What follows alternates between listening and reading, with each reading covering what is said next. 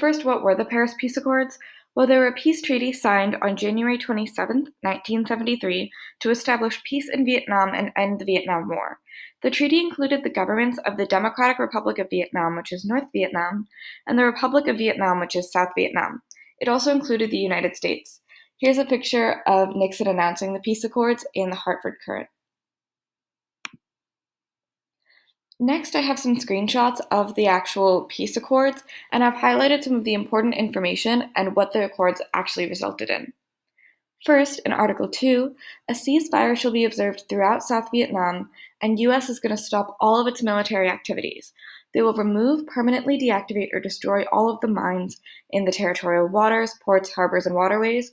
So this just means there's going to be no more military activity, no more bombings, and they have to remove all of their mines from the waters. Next, within 60 days, so they're giving a time frame here, there will be a total withdrawal from South Vietnam of troops, military advisors, and military personnel. Again, all of the military are going to leave South Vietnam, and they're going home immediately within 60 days of signing this agreement. Article 9 talks about the fate of South Vietnam. So first they talk about the South Vietnamese people's right to self-determination. This just means they're going to decide the fate of their own country. They shall decide themselves the political future of South Vietnam, and foreign countries shall not impose any political tendency or personality on the South Vietnamese people. What they're really trying to protect against here is imperialism. They don't want stronger, wealthier nations taking advantage of South Vietnam's vulnerability and trying to sway them into one political system or another.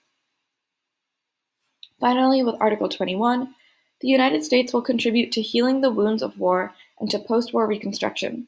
This just means that the United States is going to help with war operations throughout the Democratic Republic of Vietnam, which is North Vietnam, and throughout Indochina. With the Paris Peace Accords came the release of POWs, and here are some notable ones. Lieutenant Alvarez and Sam Johnson are two notable POWs from the Vietnam War. Finally, what happened after the Paris Peace Accords? Well, the Paris Peace Accords effectively removed the United States from conflict. This is partly due to the New Left and the growing anti-war movements. There were a lot of tensions in the United States because they didn't want any more involvement in the Vietnam War.